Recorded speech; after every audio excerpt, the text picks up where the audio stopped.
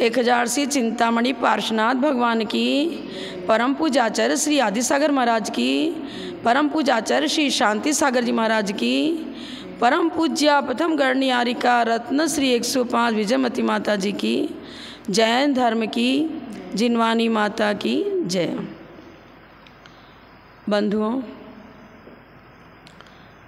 4 गतियों में मनुष्य को विशेष महत्व दिया, क्योंकि मनुष्य के अंदर वो क्षमता है जो अवधि ज्ञान, मन परिज्ञान, केवल ज्ञान की भूमिका तक पहुंच सकता है। ज्ञान की पराकाष्ठा। ज्ञान तो सभी जीवों में है। संगी पंचेंद्रिय जो जीव है उसके पास मन भी है। 5 इंद्रिय मन की सहायता से हे उपादेय कर्तव्य अकर्तव्य का विचार करने की शक्ति तो सभी पंचेंद्रिय जीवों में है, लेकिन मनुष्य अपने ज्ञान को त्याग वैराग की ओर ले जाता है और अनेक प्रकार की रिद्धि सिद्धियाँ उसकी वीतराग परिणति के द्वारा उसके जीवन में प्रकट होती हैं। वह परमावधि सर्वावधि ज्ञान की भूमिका तक पहुँचता है और मना परे ज्ञान जैसे विशिष्ट ज्ञान को प्राप्त कर लेता है और फिर अपनी साधना से केवल ज्ञान की उत्पत्ति कर लेता है। तो हम ये कह सकते हैं कि पाप से छूटने का उपाय मात्र मनुष्य गति में ही संभव है। भगवती आराधना में मनुष्य को ही विवेकशील प्राणी कहा। क्यों? देवों के पास तो बहुत ज्ञान है, वो तो द्वादशांग के पाठी भी हो जाते हैं, लेकिन मात्र थ्योरी, प्रैक्टिकल में बहुत हुआ तो समदर्शन को प्राप्त कर सकते हैं। न उनके पास देश व्रत है, न महाव्रत है, संयम की साधना है ही नहीं, योग्यता ही नहीं। तो विवेकशील प्राणी मात्र मनुष्य है। क्यों? विवेक की परिभाषा दी है, विविक्तम करोति पापात इति विवेकः। विविक्तम करोति पापात इति विवेकः, जो हमें पाप से मुक्ति दिलाता है, पाप से छूटने के लिए प्रक्रिया सिखाता है, उस विधि को सिखाता है जिससे पाप का संवर हो, साथ से पुण्य का अर्जन हो। संवर और निर्जरा का श्रेष्ठ उपाय जिससे प्राप्त होता है, उस बुद्धि का नाम ही विवेक है। विविक्तम करोति पापात इति विवेकः। विवेक के 5 भेद बताए चरणान्योन ग्रंथ के अंदर। इंद्रिय विवेक, कषाय विवेक, उपधि विवेक, भक्तमान विवेक और देह विवेक। इंद्रिय विवेक मतलब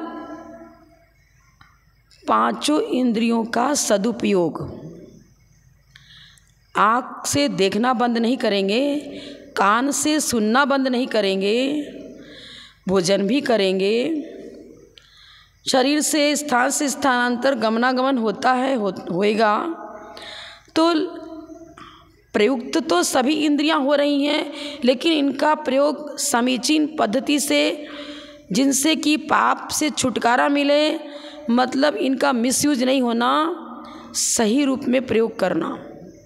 आँख से देखना बंद मत करो, देखो, लेकिन उधर ही दृष्टि डालें जिससे विषय वासनाएं विकार भाव जागृत नहीं होता है, हमारे परिणामों में विकृति नहीं आती है, नैतिकता जिससे नष्ट होती है, आचरण जिससे विकृत होता है, विकार भावों का उद्रेक अंतःस्थल में प्रकट होता है, ऐसी वस्तुओं पर दृष्टि न डालें। श्रृंगार प्रियता बहुत खतरनाक चीज़ है। शारीरिक साज सज्जा में इतने उलझे हुए हैं, मात्र हमें बाह्य सौंदर्य चाहिए। यह चकाचौंध ही तो जीवन को पतन की ओर ले जा रहा है। सुंदर रूप लावण्य, अपने चेहरे को बार बार शीशे में देखते हैं, मेरा सुंदर चेहरा दिख रहा है कि नहीं, मेकअप सही है कि नहीं, लिपस्टिक, नेल पॉलिश आदि अनेक सौंदर्य प्रसाधन की वस्तुओं को हम ग्रहण करते हैं, चाहे वो उचित हो या अनुचित हो, हिंसात्मक पद्धति से तैयार है या सही पद्धति से तैयार है, कुछ ध्यान रखने की आवश्यकता नहीं है, मात्र शरीर को सजाना है। वस्त्र एक से एक भड़कीला वस्त्र पहनते हैं जिससे वासनाएं जागृत हो जाए सामने वालों की। नहीं, सादा जीवन, उच्च विचार, वेशभूषा सात्विक होना चाहिए।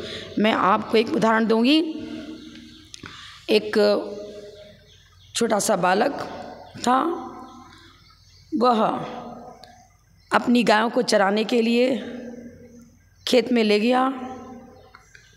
परिवार बहुत छोटा सा था उसका, माता पिता थे, गरीब परिवार था। उसके बेटे का नाम था चिंकू। बहुत होनहार बालक था वो, लेकिन गरीबी के कारण उसके माता पिता उसको विद्यालय में नहीं पढ़ा सके। वह आस पड़ोस के लोगों से कुछ पेपर मांग लेता, कभी पेंसिल स्लेट मांग लेता, और वो भी नहीं मिलता तो रोड पर कोयले से लिख लिख करके आ ई क ख ग सीखता था। इतनी गहरी रुचि थी उसकी विद्याधन की। वहाँ से एक मुनिराज निकले। उस बच्चे को देखकर समझा कि बहुत प्रतिभाशाली बालक है। उससे कहा, बेटा तेरी उन्नति संभव है, विद्याधन तू करना चाहता है, तेरी इच्छा ज़रूर पूरी होगी, लेकिन एक काम कर, मैं जो उपाय बताता हूँ उस प्रकार तेरे को करना है। उसे नमोकार मंत्र की महिमा बताई और नमोकार मंत्र सिखा दिया। कहा कि देख, प्रातःकाल उठते साथ 9 बार नमोकार मंत्र पढ़ना भक्तिपूर्वक, और नमोकार मंत्र का उच्चारण करने के बाद सीधे माता पिता का चरण स्पर्श करना। ऐसा करेगा तेरा परिवार जो है गरीब है, वो गरीबी भी दूर होगी और तेरा स्कूल में पढ़ना भी संभव इस विधि से हो सकेगा। तू परिश्रम करता ही है, लगन भी है तेरी, हर प्रकार से तेरी उन्नति इस विधि से संभव है। वो भक्तिपूर्वक मुनिराज की बात को स्वीकार करता है और इसी प्रकार करने लग गया। नमोकार महामंत्र का विशुद्धिपूर्वक उच्चारण किया और भक्तिपूर्वक नमोकार मंत्र के प्रति अपनी श्रद्धा बनाने का प्रयास किया और माता पिता के चरण रज का स्पर्श करता था भक्ति से। कुछ ही दिन बीते होंगे कि अचानक चिंकू के पिता, जो बालक जिसकी चर्चा कर रहे हैं, उसको पिता को शहर में बहुत अच्छी नौकरी मिल गई। कोई एक व्यक्ति आया, कहने लगा, मैं तुम्हें नौकरी दिला सकता हूँ, तुम्हारी गरीबी दूर हो जाएगी। देखिए गुरुओं का आशीर्वाद। उसकी दरिद्रता दूर हो गई। पैसा जब मिलने लग गया तो अपने बच्चे की रुचि पूरी करनी है करके एक अच्छे स्कूल में उसकी पढ़ाई कराने लग गए माता पिता। बहुत परिश्रमी था, लगन से पढ़ता था और प्रथम श्रेणी से पास होने लग गया। इस प्रकार सारा अच्छी तरह शिक्षण प्राप्त किया और देखिए जिलाधीश के पद पर नियुक्त हो गया। वह एक महान व्यक्ति बन गया। और सिर्फ व्यक्ति महान ही नहीं बना, सादा जीवन था उसका और आचरण बहुत सही था। नैतिक विकास की ओर उसका विशेष ध्यान रहा। शील, संयम, सदाचार की ओर उसका विशेष लगाव रहा। देखिए, यह है मनुष्य जीवन की सार्थकता। हम सादा जीवन व्यतीत करें, सामान्य सात्विक भोजन करेंगे, तुम्हारे विचार सात्विक रहेंगे, मेरा आचरण सात्विक रहेगा। होटलों में भोजन करते हो, जहाँ तहाँ पिकनिक के लिए पहुँच जाते हो, पार्क में यहाँ वहाँ घूमते हो, शराब भी पीने में आ जाता है मित्रों के साथ में। आचरण सही रहेगा तो जीवन भी सही रहेगा, भविष्य भी उज्जवल रहेगा। मैं एक और कथानक आपको बताऊंगी। एक ग्वाले का छोटा सा बालक था। वह अभी गायों को चराने के लिए ले गया। अब क्या हुआ, उस गांव की जो चौधरी थी, मतलब मुखिया कौर, तो वो पहले इस तरह से राजकीय शासन तो था, लेकिन गांव में एक मुखिया होते थे, चौधरी होते थे। वो गांव की व्यवस्था बनाते थे और देखभाल करते थे। तो जो वहाँ का मुख्य सेठ था उस गांव का, श्रेष्ठी, वह सोचने लगा हमें एक बार भ्रमण करना है, हमारे गांव में कोई दुखी तो नहीं है। तो वह प्राकृतिक दृश्य को देखते हुए उस वन प्रांत में पहुंच गए जहाँ की वो ग्वाला अपनी गायों को चराते पहुंच गया। वो ग्वाला का जो बच्चा था वो नदी के किनारे बैठ गया और बांसुरी बजा रहा था। उसकी बांसुरी की मधुर ध्वनि को सुनकर वह श्रेष्ठी जो था वहीं रुक गया और पूछने लगा, बालक तू बड़ा ही बहुत सुंदर बांसुरी बजा रहा है, पर मैं पूछना चाहता हूँ कि यहाँ कोई सुनने वाला तो है ही नहीं, किसको सुना रहा है बांसुरी? आप नहीं जानते क्या, मेरे मन मंदिर में भगवान विराजमान है, मैं उनको बांसुरी सुनाता हूँ, उनकी उनका भजन कीर्तन करता हूँ। अरे तेरे मन मंदिर में भगवान है? कहाँ दिखते तो नहीं। हाँ है।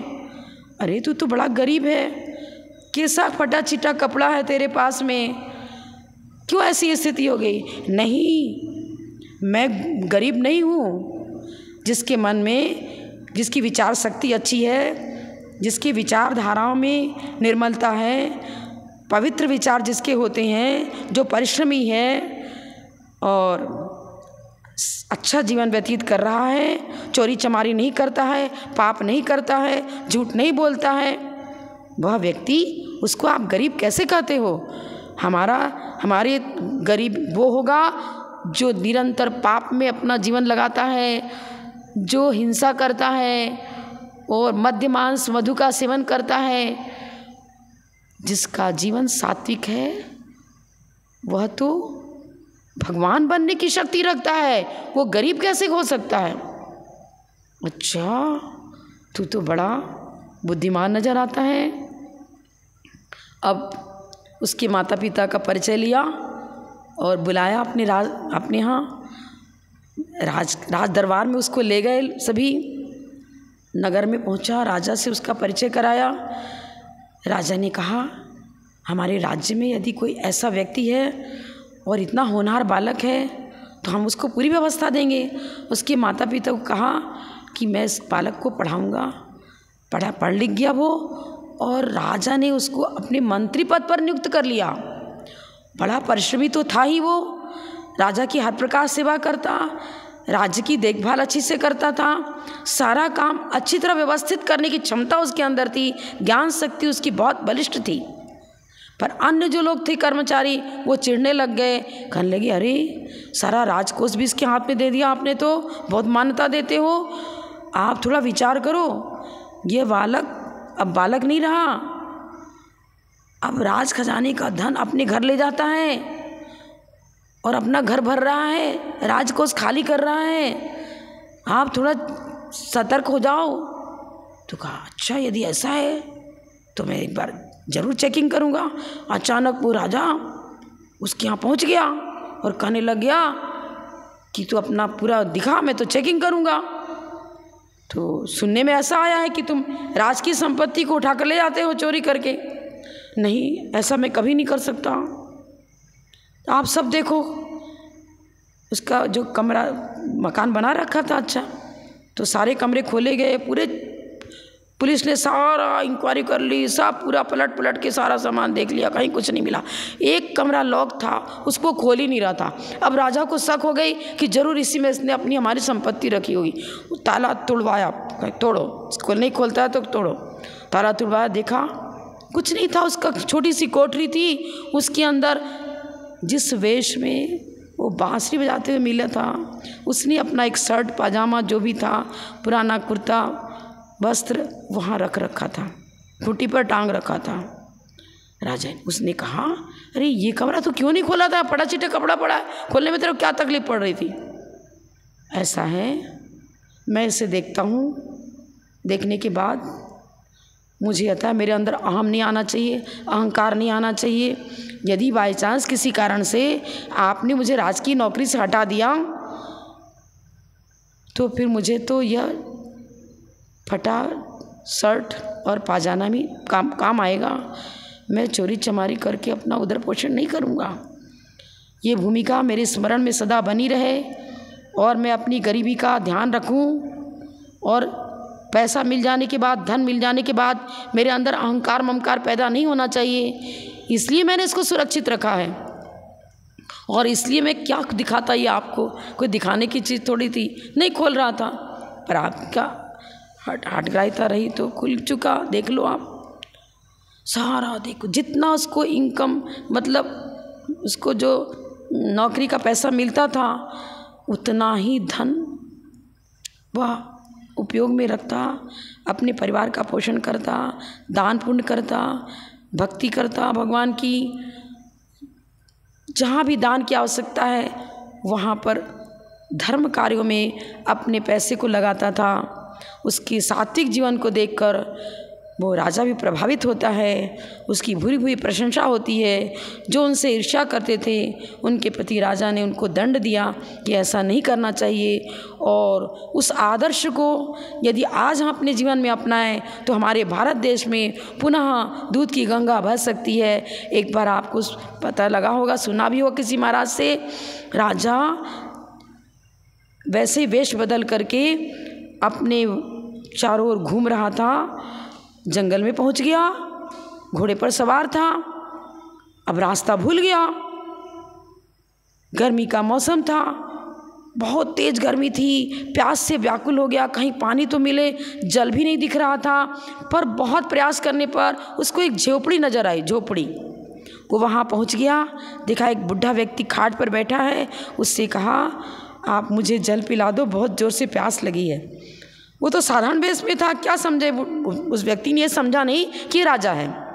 उसको अच्छी तरह बिठाया, आसन दिया और कहा कि हमारे देश की यह संस्कृति है, हम सीधे पानी जल नहीं पिलाते, पहले आपको नाश्ता पानी कुछ नहीं, मुझे कुछ नहीं चाहिए, प्यास लग रही है। अच्छा तो मैं अनार का जूस पिलाता हूँ आपको, मैं सिर्फ जल नहीं दूंगा।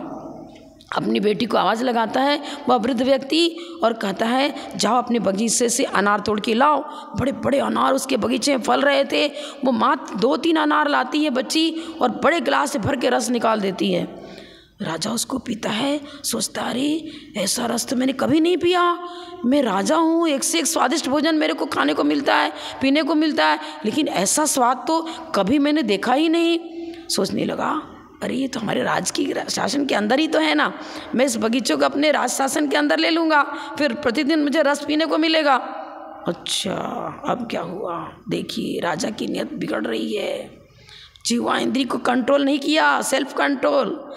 मैंने क्या बताया था, इंद्रिय विवेक, एक एक पर चर्चा मैं प्रतिदिन करूँगी, आज मात्र इंद्रिय विवेक पर। अब राजा अपने जीवा इंद्रिय के प्रति इतना लोलुपी हो गया कि उस गरीब की संपत्ति को हड़पने की कोशिश कर रहा है। उसने कहा बहुत स्वादिष्ट है आपका ये अनार का जूस, क्या मुझे एक गिलास और पिला सकते हो क्या? हाँ ज़रूर। अपनी बेटी को कहा जाओ पुनः अनार तोड़ के लाओ और राजा को इस आगंतुक को, अतिथि को हमें एक गिलास रस और पिलाना है। ठीक है पिताजी, जाती हूँ। अब वो जैसे बगीचे में गई तो देख रही कि क्या हो गया, ये वृक्ष अचानक सूख गए। आधे घंटे पहले सारी हरियाली थी वृक्ष में और ये अरे अनार भी सूखे से नज़र आ रहे हैं। पहले तो 3 अनार में गिलास भर गया था, फिर 3 लेके आए, फिर 3 लेके आए, 10-11 अनार की दाने निकाल निचोड़ती गई, लेकिन रस गिलास भर ही नहीं रहा है। कुछ ये उस क्षेत्र के जो देवी देवता थे उन्होंने चमत्कार दिखाया। राजा होकर के इतना तुम प्रजा के रक्षक हो, क्या कर रहे हो, ये सूचना उसे देनी थी। अब निचोड़ती जा रही है। राजा कहता है पहले तो 10 मिनट में लेके आ गए थे, अभी क्या हो गया 20 मिनट 25 मिनट, अभी तक तुम्हारा रस आया नहीं मेरे पास, क्या करूं? बेटी को बार बार आवाज़ लगाता है जल्दी लेकर आ। वो कहती है, छोटी सी बालिका थी लेकिन क्या जवाब देती है, पिताजी मैं तो बहुत प्रयास कर रही हूँ जल्दी लाने का, लेकिन कितने अनार निचोड़ डाले मैंने, तो उससे तो सारे दाने सूख गए, अचानक रस निकल ही नहीं रहा है।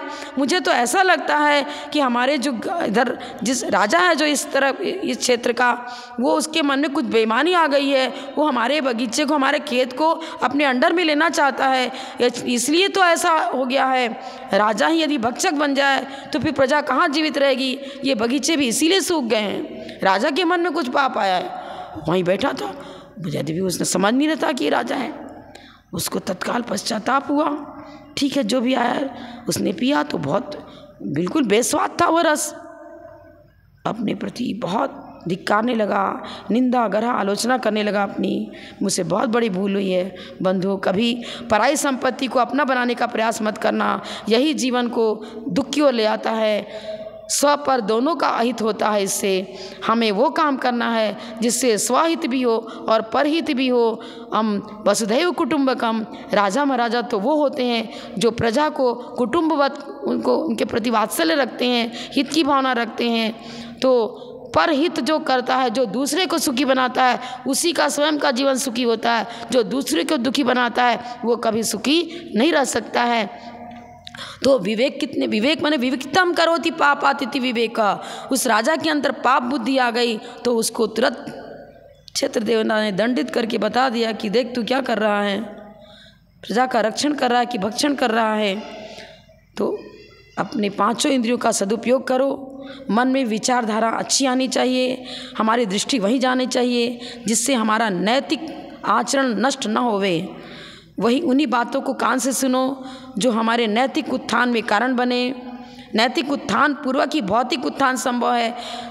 मतलब शारीरिक विकास, मानसिक विकास, परिवार का, देश का, समाज का, राष्ट्र का, किसी का भी विकास चाहते हो, उन्नति चाहते हो, तो वो सब नैतिक विकास के बिना किसी प्रकार संभव नहीं है। एक का अंक है, उसके आगे एक जीरो दिया तो 10 हो गया, दूसरा जीरो दिया 100 हो गया, एक और दिया 1000 हो गया। एक का अंक ही नहीं है तो बहुत सारा जीरो देते जाओ, माइनस पर माइनस ही, वो तो कुछ भी नहीं है। ठीक इसी प्रकार आप ये समझ लो, पांचों इंद्रियों को हमें कहाँ लगाना है? अपने जीवन को नैतिक बनाना है, धार्मिक बनाना है, आचरण अच्छा रखना है, स्वपरहित की भावना रखना है। कान से वही शब्द सुनो जो आपके अंदर सात्विक विचार को जागृत करें। ऐसा ही भोजन करो जिससे हमारा वो तामसिक भोजन मत करो, मांस भक्षण करना, शराब पीना, ये सब हमारे भविष्य को अंधकार में ले जाने वाली चीज़ें हैं जिससे अनंत जीवों का घात होता है। ऐसी चीज़ों का भक्षण नहीं करना चाहिए। जिन शासन में जिसे भक्ष्य पदार्थ बताया है उसी का सेवन करो। जो अभक्ष है उनका भूल करके सेवन नहीं करना। या ऐसा भी मूलाचार में आया है कि यदि जीवांद्री का विशेष लोलुपी है तो स्पर्शन रस 2 इंद्रिय जाति नाम कर्म का बंद होता है।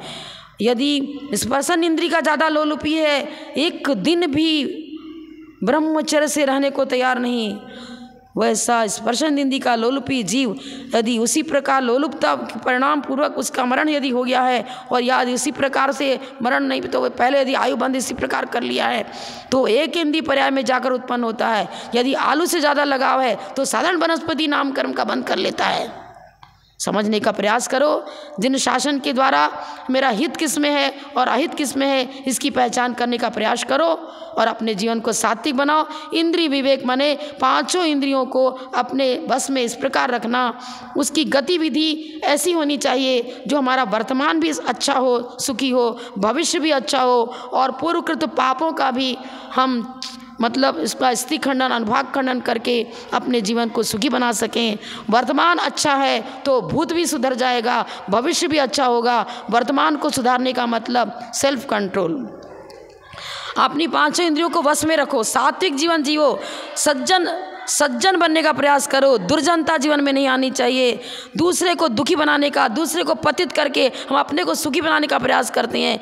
ऐसा व्यक्ति अपने जीवन को गड्ढे में गिरा रहा है, पतन की ओर ले जाता है। जो दूसरे का उत्थान चाहता है उसका जीवन स्वयं उत्थित होता है, उन्नति की ओर बढ़ता है। और जो दूसरे को गड्ढे में डालना चाहता है आज नहीं तो कभी न कभी उसका वही पाप उदय में आता है और वो स्वयं गुणाकार रूप से अधिक दुखी जीवन व्यतीत करता है क्योंकि उसने ऐसा ही बंद किया कर्म का।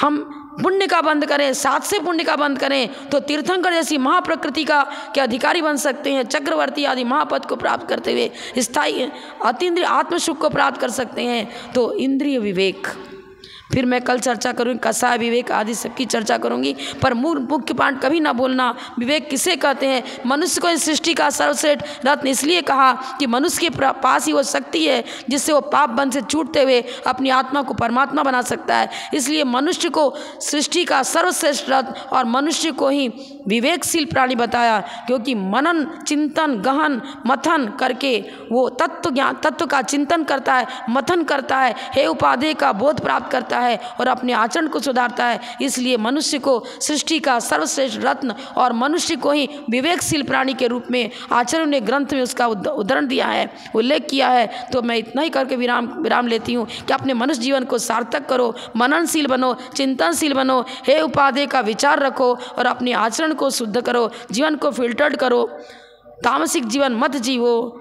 इतना ही कहकर जब लो परम पूज्य प्रथम गणनीय हरिका रत्न श्री 105 विजयमती माता जी की जय। जैन धर्म की जय। मानी माता।